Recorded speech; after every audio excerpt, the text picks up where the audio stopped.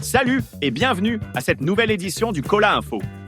On débute avec Maurice Kamto qui a surpris le public lors de son apparition sur Congossa TV, l'émission de Valérie Ndongo, en abordant son projet ambitieux de co-organiser la Coupe du Monde 2038. Au lieu d'un discours traditionnel pour la fête de la jeunesse, Kamto a opté pour un format décontracté de talk-show. Dans une ambiance détendue, Kamto a évoqué sa vision d'une co-organisation de la Coupe du Monde 2038 avec la Côte d'Ivoire, le Nigeria et le Ghana. Il a souligné l'importance de ce projet pour renforcer la coopération entre ces nations africaines et mettre en avant leur dynamisme footballistique. Kamto a insisté sur le fait que l'Afrique a déjà prouvé sa capacité à organiser l'événement en 2010. Il a promis de déployer des efforts diplomatiques pour convaincre les parties prenantes de la pertinence de ce projet. Cette proposition, lancée en année électorale, a été perçue par certains comme une stratégie pour capter l'attention des jeunes électeurs, le football étant un puissant levier de mobilisation populaire au Cameroun.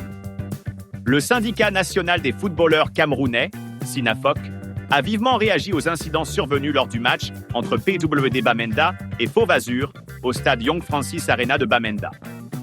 Des coups de feu ont retenti aux abords du stade, provoquant la panique et l'interruption de la rencontre.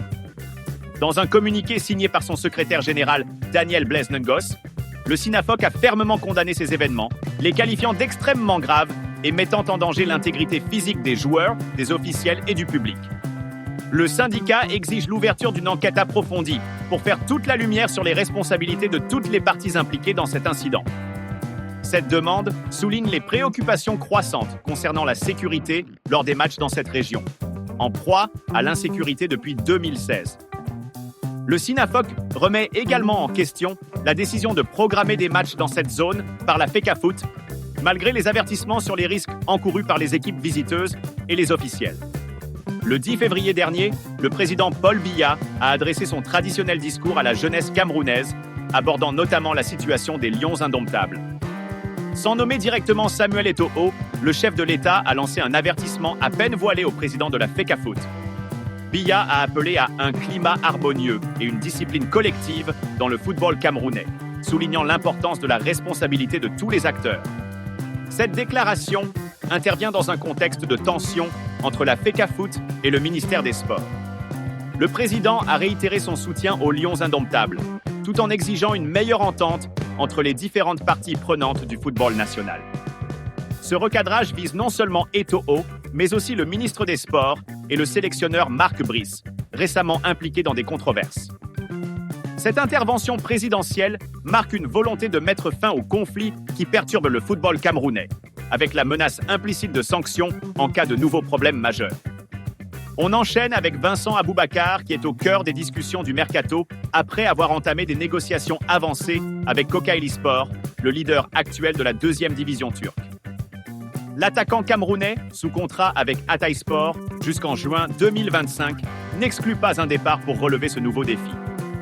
Kocaelispor, en quête de renfort pour assurer sa promotion en Super League, voit en Aboubakar un atout majeur grâce à son expérience et son efficacité offensive.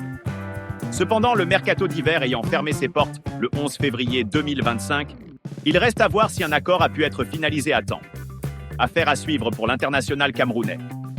De son côté, Jérôme Ngom Mbekeli, l'attaquant camerounais de 26 ans, est en discussion avancée avec Meiju Haka, un club de première division chinoise. Actuellement sans club, Ngom Mbekeli pourrait rebondir en Chine après avoir été lié à des rumeurs en Moldavie et en Roumanie. Meiju Haka semble prêt à miser sur le talent de ce joueur polyvalent, connu pour sa vitesse et sa créativité offensive. Si l'accord se concrétise, ce serait une nouvelle aventure prometteuse pour l'international camerounais qui cherche à relancer sa carrière sur la scène asiatique. En NBA, les Sixers de Philadelphie ont subi une nouvelle défaite de 106-103 face aux Raptors de Toronto, 13e à l'Est, compliquant leur course au play-in. Malgré les 27 points et 12 rebonds de Joel Embiid, les Sixers n'ont pas su venir à bout des Raptors, qui ont mis fin à une série de 4 défaites consécutives. Scottie Barnes a mené Toronto avec 33 points, appuyé par les 23 points d'Immanuel Quickley.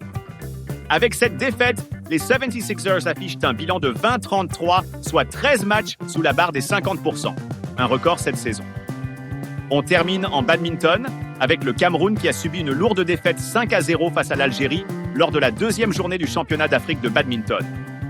Cette compétition continentale se déroule actuellement au complexe sportif de Djapoma à Douala, au Cameroun.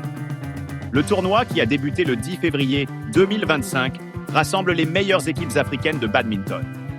Malgré l'avantage du terrain, l'équipe camerounaise n'a pas réussi à résister à la puissance de l'équipe algérienne. Ce résultat met en lumière l'écart de niveau entre les deux nations dans cette discipline et souligne les progrès que le Cameroun doit encore accomplir pour rivaliser avec les meilleures équipes du continent. Si vous avez apprécié, merci de liker et de partager pour nous encourager.